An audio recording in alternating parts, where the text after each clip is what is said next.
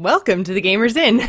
Come on in, pull up a chair next to the fire. It looks like you've had a long journey. I'm your host, Jocelyn, and joining me, as always, is my co-host, Ryan. Hello, Ryan. Hello. I forgot to unmute my mic there for a second. We've all had little slip-ups here and there. It's all good. Man, oh man. So, how has your last week been? Have you had a whole lot of time to actually get into the gaming? I have.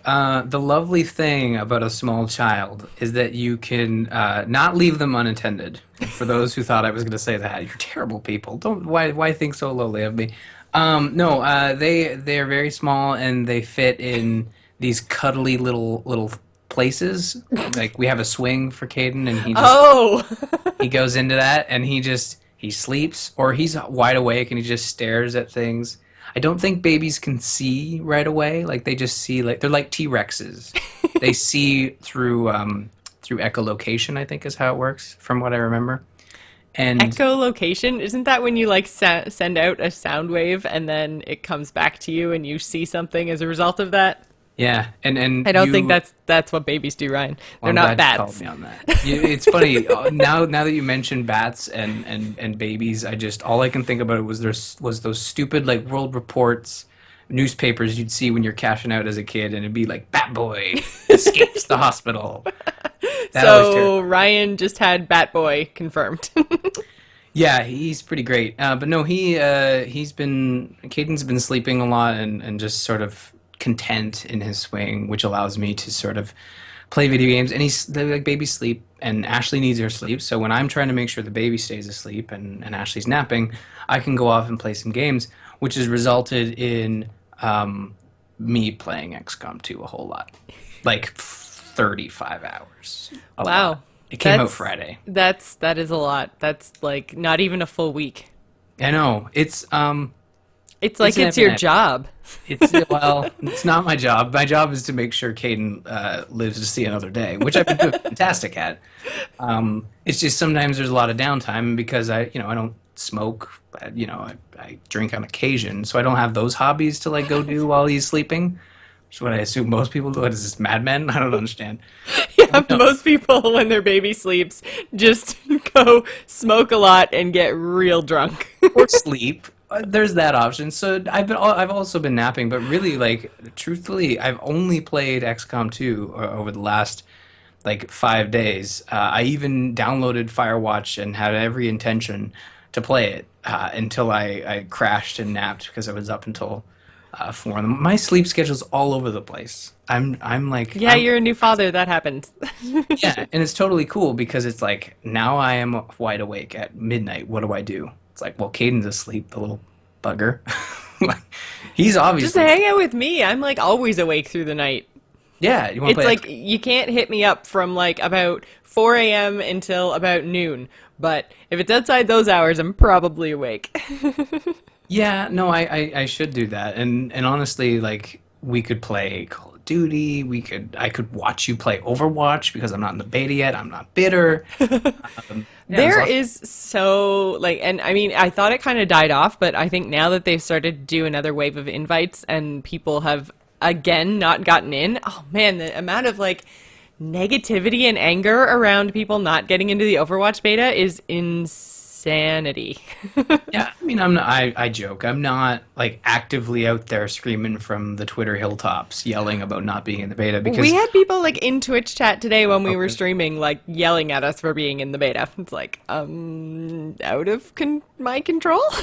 yeah, I think like it's just weird. We had that conversation before Yeah. about why you give beta access to people who are going to stream the game. It's just like people who request video games for review. Like everybody can request a video game for review. You really just have to follow through and actually cover the game. So when people squawk like, oh, you're getting access, early access, the blah blah blah. It's like, yeah, it's because I'm doing what the developers want me to do. In that you're playing the game in public, advertising it, and testing it as well with all the new fun features that we're going to talk about later today. So you've been playing a whole heck of a lot of XCOM 2. I watched Matt play some of it, and I don't know, it's just not the kind of game, I guess, that really appeals to me. Although I will say, like, it looks super cool. I just don't know if I could actually like sit down and play a lot of it. So I'm I guess surprised and intrigued that you've played 35 hours of it. Are you done like the main campaign? No, I don't think I'm. I think if I had to guess, I'd probably say I'm maybe halfway. Because the way the game works is it's like in Civilization where there's that ending, and it takes forever to get to that ending, but you kind of know your progress. But there's also these little things that pop up as you're playing the game, and the reason I reference Civ is this is the same developers for Axis, and with XCOM 2, they've overhauled what they call the strategy layer, which is all the stuff that happens in between your battles. So in the first one, you were defending Earth from the aliens coming, and in between battles, there would be basically you would manage your base, but you could also scan the world for alien activity, and it was just this giant button. You click it, it scans. In the sequel, they've overhauled it so you're not just scanning the entire world, you're scanning specific spots on Earth, and you're slowly unlocking new countries to sort of manage the resistance. So you are sort of working with this resistance, this guerrilla army to try and take back Earth from the aliens. Because that's the cool part, is that they've made a sequel to the failure ending of XCOM 1. Which I think is just super, super cool. Like when you told me that, I was like, oh, wow, that's actually like a really interesting take, because usually anytime there's any kind of sequel or anything, like you have defeated whatever the thing was in the previous game. So, I mean, like every Warcraft expansion, you've defeated, Illidan or Arthas or, Deathwing, whoever the big bad is.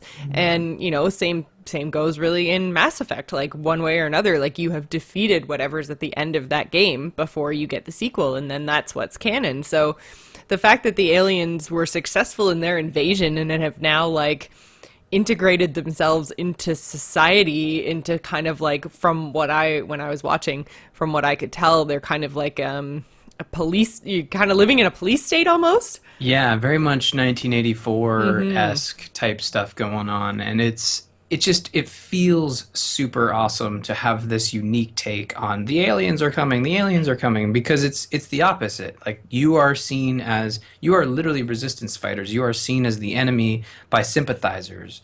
And there are plenty of examples throughout history of this, sort of example, but it's not really seen much in video games, because you're right, it's just the aliens are coming, we need to stop them.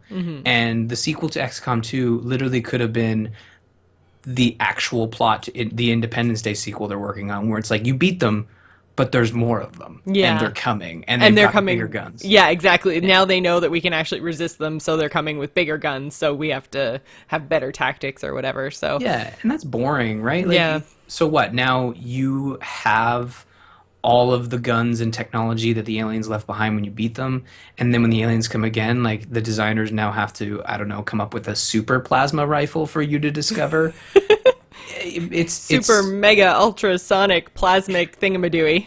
Yeah, like everybody knows plasma is like up here, right? And you can't go up past that. It's just plasma is like upper tier shit. Yeah, exactly. But it's a refreshing sort of story, and you really do feel like you're backed into a corner by this alien race that's taken over Earth. And the way the sort of game mechanics work is it's just like the first one, where there's the scanning mode, but you're sort of building your resistance network by going over to different countries and making contact with them and building radio towers and just establishing a literal resistance network, which is super cool.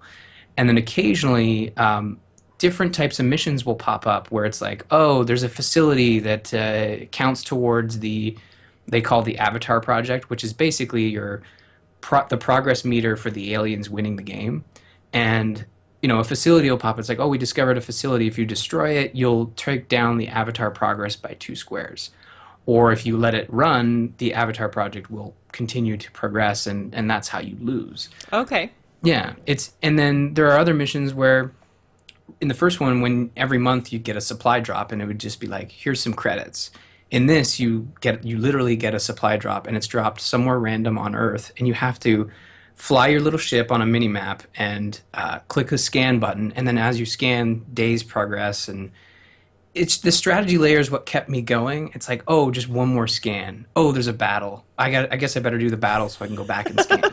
And then before you know it, it's 4 in the morning and you've got 30 hours played. Jeez. It's really not that hard to if you get into it. Like it's got its claws in deep. I'm Well, smitten. and I know because the only controller that XCOM 2 actually supports is the Steam controller. So have you stuck to the Steam controller, or have you gone Um, to mouse and keyboard, or are how are you actually playing? I'm glad you brought that up because I was just going to keep geeking out about XCOM 2, but this is really cool. So, I got a Steam controller and I've been playing different games with it, and it wasn't really clicking until I played XCOM 2 with it because XCOM 2 does not have, as you say, did controller support, but it you can play mouse and keyboard games with the Steam controller, and the configurations you just basically before you pop in the game, you go to manage game and you say download configuration. The configuration was actually made by the developers, Oh, so cool. it's somewhat close, and it works. It's really solid. I've been playing more on the TV than I have been through the Steam Link. I had to switch my router because everything kept freezing. So I switched my router, so everything's fine now. And then I basically play through the Steam Link with the Steam controller on the big screen. And really, the toughest part is on obviously when you're playing on the PC, there's a bunch of shortcuts using the 1 through 6 keys Yep. to kind of navigate through your strategy layer and also your combat, which is awesome. But when you're using a controller, it's basically just using the D-pad. But because with the Steam controller, you can control your mouse cursor with one of the I don't Can know you what they actually call it. can you actually like hold it up and like Yeah, show? Yeah. so like you use this little haptic thing. It's weird because it really just looks like a mini circular touchscreen. But when you actually touch it and you're using it, you get haptic feedback. So when you move the mouse, you're getting what feels like little rumbles as you're moving your finger along, and it slides really nicely. So when you're moving your cursor with just a touch of the touchpad, it just works really well and feels really great, and it is a solid way to play XCOM 2 and other point and click PC games. Would I play a first person shooter on with the Steam controller? Probably not, because there are great controllers that already work for that. And if you're building a first person shooter, you're going to support the Xbox One controller. I think the Right. real reason the Steam controller exists is because there are those games out there where it just does not make sense to add controller support, or it's too much work to do it at launch. So it's a nice alternative, and I've been really digging it. And I don't know, I was skeptical at first, and I found that's the majority of the way I've been playing the game is just with the Steam controller. And would I recommend it over the PC and or the keyboard and mouse? Probably not. Like if you're at your computer, you're not going to use a controller for this game. You have much more because it's a point and click strategy game. Unless you can't use a mouse and keyboard, you should probably use the mouse and keyboard. But Fair it's a enough. nice Fair enough. So, do you think that there's going to be a lot more titles going forward that are probably going to support just the Steam controller, or is it just a fun toy but not necessarily a must buy right now? I think if you play a lot of PC games, there's always going to be that title that comes out that fits within the Steam controller need. But I find there's so few games that come out where, like XCOM 2 is a really great example of something that could have controller support and has in the past, but didn't launch with it. Therefore, the Steam controller is a good fit because if you can apply if you can apply controller support to it, then it's a good fit for the Steam controller and a nice sort of bridge. But I wouldn't expect people to need the controller for every PC game that comes out. You're better off investing in an Xbox One controller for your PC first. And then if you find, man, there's this really random situation where I want to play XCOM on my computer on my TV and I can't use a mouse and keyboard. I'm yeah, my situation is very is it's not going to Unique. be for everyone. It's Yeah. unique, yeah. But Fair I enough. What I've actually been playing sitting in front of my TV, I didn't even realize was a title until literally about 10 minutes before it launched, because I was just sitting on the Xbox and I was like, I don't really want to watch Netflix. I want to play something. And so I actually downloaded Super Meat Boy because it was like, hey, I recognize you from the 360. Do you want to play Super Meat Boy? And I was like, sure. And so while I was waiting for that to install, I was just kind of browsing the store. And then so I saw Unravel and I was like, this looks pretty cool. And so I read a little bit about it, and it wasn't that expensive. I think it's $20. So it was very, very indie. So I was just like, all right, you know what? I'm gonna pick it up and give it a try. And so I played some of it. I guess that was like late Monday night, early Tuesday morning type timing. And it's all right. I like the idea and I like the art style. But so far, I've got to say, and I'm not that far in. I'm probably only about an hour and a half in. I don't love the controls. I find it kind of clunky. Huh. Yeah, and this that game sort of came off as, it's a 2D scroller, right? Kind of. It's like a physics platformer kind of a thing. So basically, like you're this little dude named Yarny. You're made of yarn. Spoiler alert. And then so you kind of like walk out of the house and you're walking through a field and foresty kind of area and stuff. Turns out water kills you, so don't fall in the water because you can't swim. You're as yarn, I guess. You get weighed down by the water. But you have to kind of use your yarn because you slowly unravel the further you move away from the house. So you have to like use your yarn to climb up and down things, to make bridges and slingshots and stuff like that to kind of transverse the world. And it's okay, but I find in general the controls are just not that intuitive, I guess. And it's probably just because I've been playing a lot of like Tomb Raider and then some first-person shootery kind of stuff, and I feel like I'm maybe not in the platformery mindset or something, but I mean, like, it just seemed so clunky. It is really the only thing I can really think to describe it. And like, it's very obvious about what you have to do, at least at the point that I'm at in the game. There hasn't really been a time where I'm like, oh my god, where do I go now? It's literally like there's like sparkly stuff, and I'm kind of wondering if that's something you can turn off. And it's so anytime that there's something you have to do, it sparkles. So, you know, points that you can throw your yarn to, and it'll attach sparkles. Like walls you can climb up will sparkle. Okay. And so I'm just kind of like, all right, so you're literally telling me each and every step of the way exactly what I have to do here. And maybe it's just a little bit too hand-holdy for me, but because of the mechanics, I've kind of been... Because it is a really story-driven kind of a game without actually giving you a story, I guess, is the best way to put it. Okay. You just kind of, like, start the game, and there's, like, a grandmother at the kitchen table sort of thing. Does she knit you? No, she drops a ball of yarn, and then all of a sudden you exist. Oh, well, that's no fun. Right? It'd be better if, that's what I thought, too. I'm like, oh, she's going to make me, and then I'm going to come alive. But, yeah, no, it didn't really. I'm a real boy. Yeah, right? Yeah. Hey, we're writing a better story. It's off to a great start. So you just kind of, like, you kind of just walk because you can't do anything else, and it teaches you the very, very basics. And then you get outside and you start to, like, you can see yourself unraveling because you're just kind of like one stick with like one loop around you instead of being like a solid yarn. Like, I'm sure you've seen Yarny all over the place. Yeah. Unravel's been really popular the last couple days on Twitter and such, but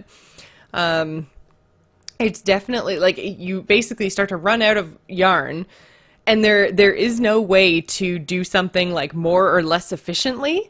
So it's not even like a puzzle of like, oh, how can I do this in the best possible way to conserve yarn? And then so you get to a certain point, and then all of a sudden it's like a pile of yarn. And I'm like, and cause so then basically like you wrap yourself up again, and like when you find more yarn, you can continue on. But there's never a time where I've run out of yarn and there hasn't been another pile right there. So at any point, has the Weezer song, the Sweater Song, come up? Like, No. Okay, Not 'cause so I far. feel like that's a missed opportunity. If that's not the credit theme, or at least like the post-scene credit song, I mean, I really think like that's a missed opportunity. And I've seen it was sort of this and Firewatch that came out this week, the two indie darlings that people were sort of latched onto. And I mean, like it's a cute little yarn game. Like, yeah, I mean, yeah, so what? Yoshi and Kirby already did it. Everyone shit all over Nintendo. EA goes and does it, and it's oh my god, it's So revolutionary. innovative. Yeah, We haven't but seen no, any titles using yarn at all in the last year. the only difference is that this one's like a PC yarn set against, Unreal Engine 4 or whatever. The whole world isn't yarn, guys. Just your character. Yeah, And he exactly. moves weird and he attacks a gopher. So yeah, that's unfortunate because this was that game where that really nervous guy came on stage during the E3 EA presentation, and he talked about how his friend Yarny saved his life, and they showed this game like 30-second clip of it, and I mean I loved it. I thought it looked great, and then it's been getting some good reviews, and then I've seen some people talking about it, just non-journalists talking about it and not really digging it. Like it's kind of short. It felt a little like it sounds like to me like you said the puzzles kind of seem I don't know like out there and Well, they don't really the make thing is, like, sense. and maybe it's just because I kind of just came off playing The Witness, but it is like the anti-Witness. It is linear. You don't have any kind of like choice of the path that you take. Everything sparkles, so you know exactly what you have to do. It is definitely really heavy on the physics. So you can figure out exactly what you need to do, and then it all just comes down to like reaction time and pushing stuff in the right directions and hitting your jump button or your yarn throwy button at exactly the right moment. And then, yay, physics, you win. So, Yeah. Well, I mean, maybe it's one of those games that I add to my Steam wish list. Like that one's $20 alongside Firewatch as well being $20, and I'm all for shorter experiences. And to be honest, I've been dreaming about moving soldiers on a square grid attacking aliens. Like I need some palate cleanser. And I had said to you, like, I was like, well, I saw you playing Unravel. Do you like it? I've been looking for something to sort of offset XCOM. And sadly, like, I kind of feel like the witness after last week's episode. Like, I put a cap on it, yeah. which sucks because it's a $40 cap, and I wear like a $10 cap at best. But so I'm a little bummed to hear it's not that great. Well, And it's not that it's not great. It's just not the experience I'm looking for right now. Like I am having so much fun in Heroes playing with the girls. Like Overwatch beta just opened up again, so I'm having a ton of fun with the guys playing in Overwatch. And then, Matt and I have now finished Hyrule Warriors, and that was stupid fun. It seems like there's a lot of these like really stupid fun games, and Unravel is interesting and cute, but I find like, I don't know, maybe it needs more story, a better story, less hand holding. It's definitely a casual title. yeah. It's definitely not anything that's going to be, over the top challenging in terms of at least like figuring things out. It is just literally so straightforward. It's like, you are here, there's a nail next to you that's sparkling, there's a big gap, and then there's a nail over here that's sparkling, so maybe you should throw your yarn across the gap. It sounds like Like, it sounds like the best way to describe your experience is just like autopilot. yeah, Which, it was really autopilot-y. But then at the same time, like I say, there was no like voiceover, there was no like basically it's just kind of like I say, I walked outside of the house because you could only walk to the right. So I was like, clearly this is the way I'm supposed to go, but like there could have been a little bit more storytelling at the beginning somehow to give just context for what's going on. Like, so I think the idea is your family's like gone or something. Your yarn family? Yeah, well, Okay. Wait. not your yarn family, like the Okay. family that lives in the house. So the grandmother that's there at the beginning, she just kind of like walks up the stairs, drops this red ball of yarn, and then is just not there anymore. And Grandma then dropping the ball. Like there's like literally. a book, there's like a picture, not a picture book, photo album that's basically all blurry. So it's almost like you have to find the people in the photo album. Mm-hmm. And okay, but I don't know. I didn't get pulled into it as deeply as it seems like a lot of the internet and a lot of the reviewers did. And I don't know if I'm just missing some like big gaping piece at the beginning, but it just feels like I'm kind of like, all right, why? You have to think. You have to think with Yarn. I guess so. Once you start thinking with Yarn, you start to really grasp the plight that Yarny is going through. And there's some great conversation happening in the chat room about, you know, the launch of Firewatch and Unravel as being sort of more casual experiences, more art than game. And, you know, Looney Goon wrapped it up nicely saying, like, sometimes when I finish a bunch of, like, stressful hot logs, that's a website, hot smashes, oh, man, I just surf hot logs and then I get all sweaty and gross. Like, no, don't do that. You know, he wants to go play something that he or she wants to go play something a little more casual, to turn the brain off and just go on autopilot. And it just sounds like Unravel's missing, I hate to use this stupid word, but like, you know how they call them walking simulators, but some of the better walking simulators have more bells and whistles around you to keep you entertained while you're walking. Well, I mean, for me, the park is a perfect example of that. Really, really artsy. I actually never got to the end of it because it scared the crap out of me. But you literally are walking around an amusement park and you're being told a story and then you're solving puzzles, but the puzzles are basically just like finding more story pieces. And then once you find a story piece, then it triggers something in the amusement park. Usually it's some sort of like something falling over and opening up a previously unavailable path. Right. But I mean, like playing through the park was very much a walking simulator, but it told a good story and scared the crap out of me to the point that I still haven't finished the last like 20 minutes of that game because it's just like, I got to like the last area and I'm just like, no, I don't even need to know how this, like, I just want to Google it and I don't even want to see a video. I just want to see like a written synopsis telling me what happens at the end of that game. I think I know, but I don't need to see it. I don't need to see it. Yeah, and that's why I liked Everybody's Gone to the Rapture. Lou Page, friend of the show, sent me a Slack message and said, hey man, have you picked up Firewatch? And I'm like, well, no, not yet, but I've been thinking about it. And he basically said, like, well, did you like Gone Home and Everybody's Gone to the Rapture? Zoe hated both those games. Yeah, hey, Zoe, I can tell. pipe down, man. Like, we're trying to do a show. So anyways, and I said, yeah, I love both those games. And he's like, well, Firewatch is for you. So it sounds like if you dig that casual experience but want something that's a little more involved and prettier, and I've been hearing some rumblings about story, but I'm trying not to like figure out what people are saying because a lot of people like to complain about endings. Well, I know Matt played it and liked it. So okay. Yeah, I saw he was playing it today while I was I had created a bunch of characters, and Jocelyn, you're a psychotic. You're a psychic. You're a psychic in XCOM. You're kind of psychotic. You did kind of make a few people go crazy. Oh, okay. But there's some great stuff in XCOM where you have what's called the character pool, and you can create a bunch of characters. So I put like Ashley and Caden in there. I made sure extra careful not to kill those people, and then I trained her. So I can just go in the front line and just drop, right? No, nobody's expendable. The way I like to play these games is, and some would consider it cheating, so okay, people.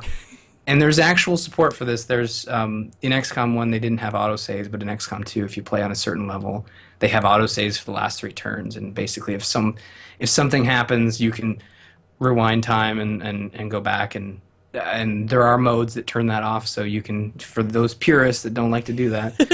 But you know, I've trained you as a psychic using psi abilities, so you can like make people go force push. You can force push. You can like create these weird bombs that like take everybody's ammo and then explode the next turn. It's really cool. But I keep coming back to XCOM because that's I know. all I'm playing. I'm sorry. It's all right. I really want to play Firewatch, but all I have in the notes here is not Firewatch. XCOM 2 says maybe next week. Well, I will definitely be playing Firewatch sometime in the next week. I was planning on playing it for tonight, but didn't get a chance because I ended up playing Overwatch this afternoon. So, So And spoiler actually, cast next week. Spoiler cast. but yeah, yeah, why not? But yeah, we were playing Overwatch with all the A move guys. It was really really fun. And so if you want to show your support of A move or any of the shows on there, including the Angry Chicken and ITN and your very own favorite TGI, I know we're your favorite guys. I know. Go to bit.ly/A move store. We've got really cool stuff.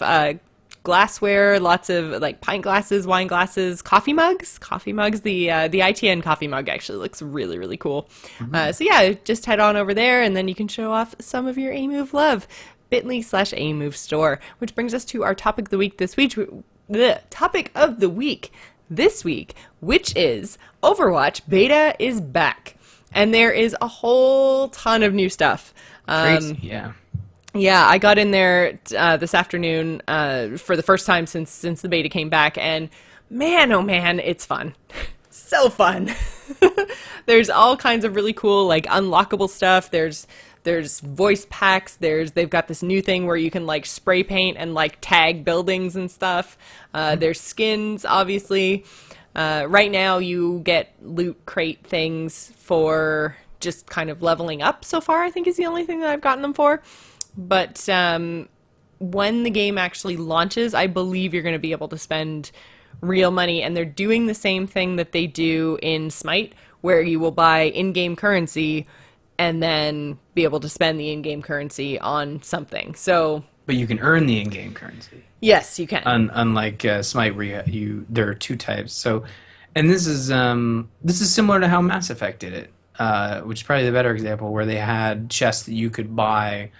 But those were items that actually affected gameplay. All the items you're getting in these loot is cosmetic. It's all cosmetic, yeah. Yeah, cool. That's it. I mean, to see the beta go away for 2 months, and even if you tack on maybe the start of the beta and say maybe this stuff was it's been in the pipeline for a while, but to think like we hadn't seen it until this second push of the beta, like it's crazy. It's crazy that this is what we get after going away for 2 months, and I don't think anybody will squawk at Blizzard taking a beta into hiatus ever again, because this is pretty stellar. And I'm not even in the beta, and that's the last time I'm going to mention it. Sorry, I know there are a lot of people not in the beta. Yeah, but there are more invites going out though. So and you can double check if you don't get an email. It doesn't mean necessarily that you're not in, but you can always check your BattleNet account and see if your account has been flagged. So I was able to patch it. I wasn't able to boot it up. I was like, oh right, I can patch it. Well, okay, Blizzard. You know what? This will teach you. I'm going to use your bandwidth. Oh wait, that's not how it works. No. So yeah, so cosmetic items, progression. How much of the progression system have you experienced in your play this afternoon? Not too much. Basically, I'm still only level 7, I believe, is the highest I got today. 7 and a bit. But I mean, that was like, I got to level 7 after playing for about 3 hours, I guess. So that's pretty good. It seems pretty good. I know I was playing with Dills, who was, I think, level 13 or 14, and he played a lot yesterday, so it seems like in a couple days you can get up to the mid-teens in terms of level, so it feels pretty good. I felt like I was playing about 2 matches per level. Like, obviously, like, level 1 to level 2 was, like, 1 match, I was, like, level 2.5 sort of thing, but yeah, once I got to the later levels, it was about 2 matches to level up, so, 2 matches, and every time you level up, you get one of those crates. So, I mean, I was satisfied. Yeah, I was going to say I felt rewarded. I watched the overview video with Jeff Kaplan sort of talking and made reference to the Heroes of the Storm reward system where you level up and you gain rewards based on your level. But moving far enough away from that where it's completely different in that you're getting these rewards for free. You can pay for them, but you're getting them for free based on the fact that you already purchased the game. And I think really it has to go back to Heroes of the Storm, and they have to look at this system and say, like, this is how we can reward our players for playing a bunch of matches besides just giving them currency to buy heroes and Hmm. skins. Or you can't buy skins with currency. You You have to buy can't, not real yet. money. And that's the other thing. And I'm sure this game is going to have premium skins. We've already seen that with the Or Origin sorry, Edition. wait. I feel like you can buy them with in-game currency, but you can't buy them with real money yet. So Right. you have the chance of opening currency actually when you get a loot box, or I keep calling them loot crate, but Yeah. I think they're loot boxes. They'd But have to be loot box if they called yeah, them. They do look like crates. I will give you that. yeah, The and another sort of thumbs up to Blizzard. At least the GIF that they had on the blog post showing the animation of it opening. It's just like that is satisfying. yeah, Something that I don't think any other game has besides Hearthstone. Where your reward and getting your reward is in this really cool animated package as opposed to Smite, where it's this well, from what I remember, they might have changed it, but it was that really shitty, like, looks like it was a opening chess GIF from like the 90s. They might have changed it. I can't remember.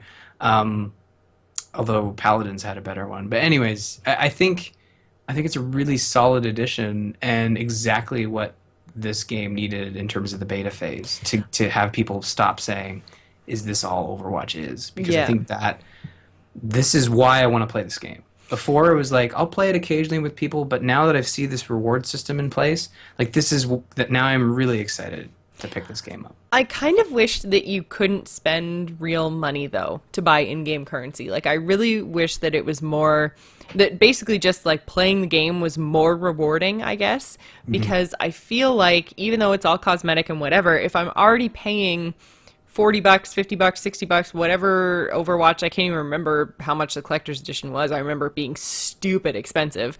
But the point is, if I'm dropping a whole bunch of money for a game, I don't want it then to have free to play crap layered over top of a regular AAA title price tag.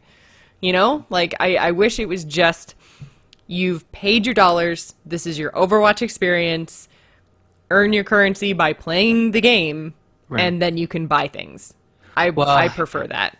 and that the game will support that, but you're gonna have people who want to go in and I'll drop the extra $10 to just get a bunch of chests and get some progress into that skin system. But I feel, and that's not me. That's just theoretical gamer who doesn't like to wait. I feel like Blizzard's gonna be adding a lot of these reward systems. Like this could be Blizzard's monetization for this game, where it's like But that's what each I'm month. saying. Like, if I'm already paying a huge price tag, they don't need a monetization model inside the game, or they Right. shouldn't. Well, but then you don't get any free content like the free heroes and maps and modes that they're promising, and that would be considered DLC. So So I would rather them just do DLC then. but then you're splitting the player base. So that's an Well, issue I with a don't lot of think, these. yeah. I mean, I think new heroes would be fine as DLC, but I don't think maps should be. Although where you can play every hero and you can Yeah. switch between them in game. I guess like it's difficult because Overwatch is doing something different with the way that you play this style of game where you can switch heroes. But I don't know, it feels like such a money grab and it feels so skeezy. I don't know.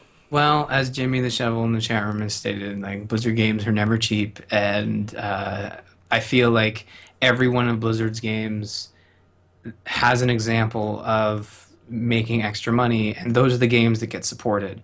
I mean, if you look at Diablo, like Yeah. I think Diablo is facing a serious shove off the cliff moment where they are going to be done patching that thing for free, and they're either going to come up with some sort of monetization system, or they're just going to come up with a new expansion, which I would love. And I think with Overwatch, I think they're trying the Halo 5 approach, and other games have done it where it's just we're going to sell these little packs, which are optional. You can earn them, but you can also buy them, and that will fund our development of new heroes, new maps, and new Hmm. modes. I think when you offer them as free DLC and you don't split the player base, you just have a healthier game. If you look at games where they have paid multiplayer DLC, unless you own that DLC, you actually most of the time, it's funny, I booted up Battlefield 4, which is a game that's a year old and had all the DLC, and I could only find matches in games where people weren't playing with DLC because they had split that player base so much. Hmm. So I don't want to see that with this game. I want to see this, and I'm sure Battlefront's going to have the same issue where no one's paying $50 for that season pass. Yeah. And for people who have, they're going to have a small camp of people to play with in that new content. So it sucks to see them adding free to play stuff, but I see the reasoning behind it. We just don't know the pricing, so I might eat my words when they announce, "Oh, a box costs $5. It's Blizzard stuff." You know, it's like, yeah. Well, and that's the other thing that has me a little bit worried, because if you look at the pricing in Heroes, like Heroes just feels so expensive, and it might feel less expensive. And I know we've talked about this before. If they did exactly what they're doing in Overwatch, which is making you buy a big chunk of currency, because like oh my God, I can't spend money on this game moment when it comes to Heroes always comes when I see that real money price, because I look at that and I go, holy shit, it is $9.99. That's US dollars, which means it's like $15 for me. It's like to get a new hero to play, I have to spend $15, which is my entire WoW sub. So it just like, I don't know. I'd have to get as much playtime out of each hero as I get out of my Warcraft subscription, and I feel like I would never play Heroes enough to make that worth it. So then I have to grind in-game gold, which is fine, which is what I do. I've been grinding in-game gold. I think I'm up to like 15k now. So now I can buy a new hero. I could buy Li Ming if I wanted. Yeah. So I don't know. I just grr.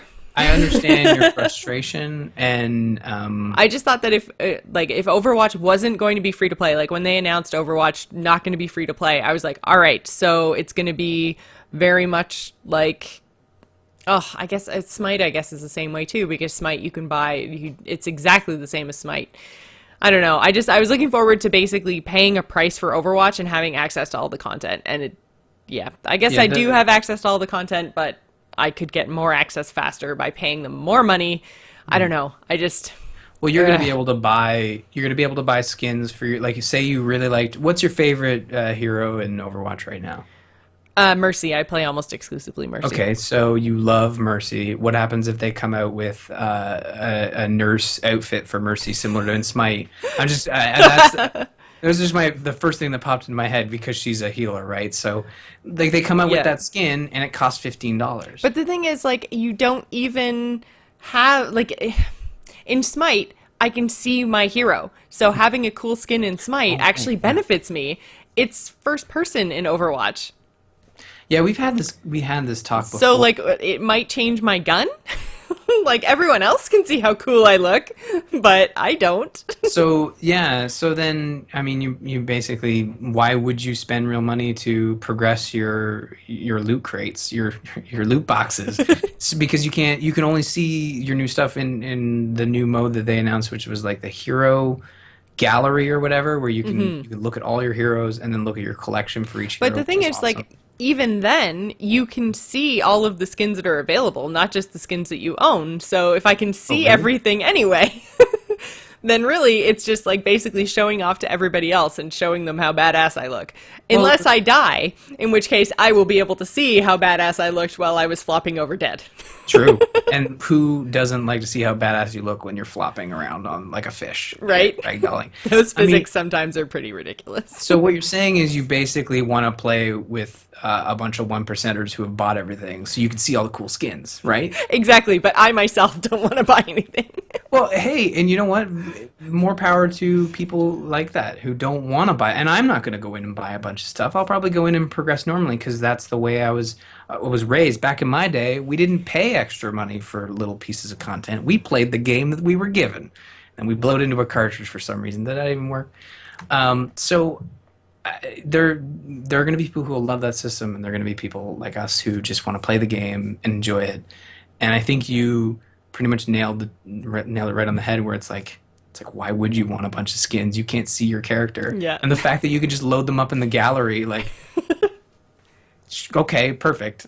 I'll just look at it. Like, even in Heroes of the Storm, like when you buy that $20 bundle for Li Ming, which I have not done yet, I'm thinking about it, but you can see your character.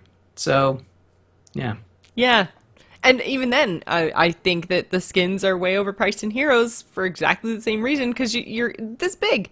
You're this big on the screen. So you're running around, you're not even like an inch tall, and it's so hard to see. Like, it's really cool when you're waiting for quick match. Like, I have a color variation of an ETC skin unlocked. And you can see he's wearing a jacket and he's got the little horde symbol all over it. And that looks super cool. Can't see it when you're in game, though. Yeah, So, and I mean I've been having the same thing where I've been talking about picking up Li Ming and looking at the star bundle where she's dressed like a sort of like Sailor Moon. It looks really cool, and I kind of look at it. It's like that looks really cool. Oh, I'm queuing for a match, and then I forget about it because you look at it. It's like an RTS and it's zoomed out, and really it's not. I mean, there can be arguments that can be made that you can see it and there is an impact. And if you really like a hero and you want to switch things up, if you're playing heroes a lot, or if you're playing Overwatch a lot, and maybe even having a different gun and different sound effects would make you want to buy that skin because you're sick and tired of hearing cavalry's here or whatever, like she says. I can't remember. yeah. I don't know. I know what you mean. There's also, which we haven't mentioned yet, a new map. So you can, or like a new game type called Control. So basically there is a point basically in the middle, and everybody just goes for the point, and you have to try to control it. And you have like a ticker that goes up to 100%, and once you have 100% control, then you win. And then it throws you into a different map. It's best of 3, so it throws you into a different map, and then you have to control that point. And yeah, it actually Control. It's interesting. It was a lot of fun. Very much just full-on team fight the entire time because you're both trying to be on, like, standing in the exact same spot. So it was a little bit hectic. It was definitely, I'm sure there's going to be a lot of different kind of strategies that are going to come out of this playstyle because it is so different. It's not an escort mission. It's literally there is one spot and you have to be in it. So Right. it's interesting. It was fun. I'm looking forward to kind of having people figure out some more strategies for it, though, so it's not just like run and die, run and die, run and die.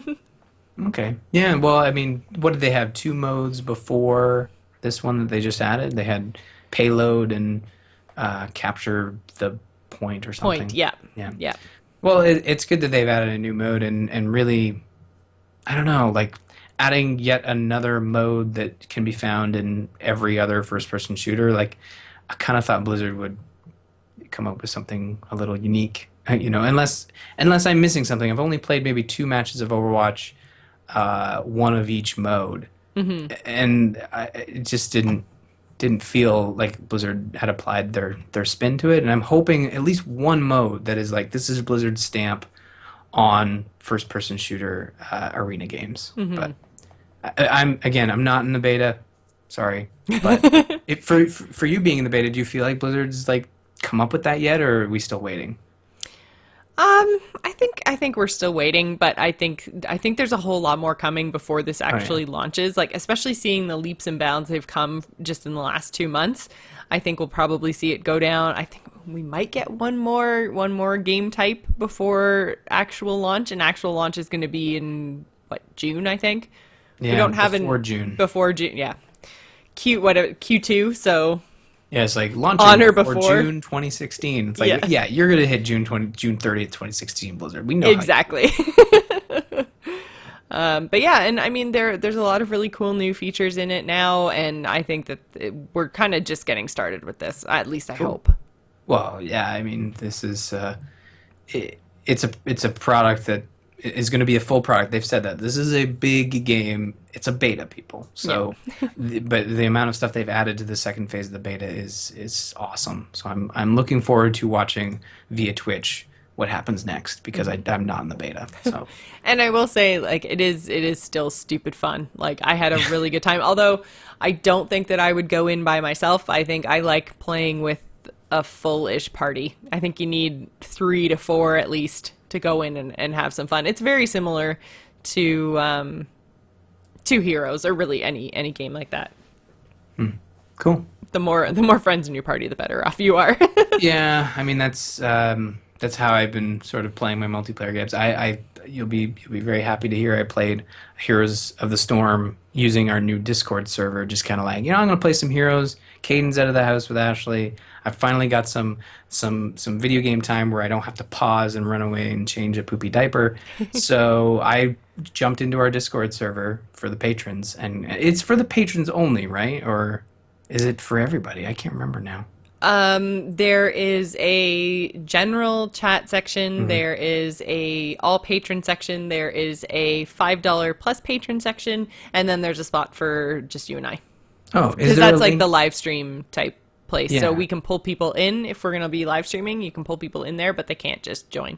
Oh, okay. Well, I used it to see if anybody wanted to play Here's the Storm, and it works really well. I mean, you just jumped into the voice, and do we have a link? We need to get a link out there for the randos who want to join, I guess. And we should probably set up some permissions first. Yep. That was something Matt was saying.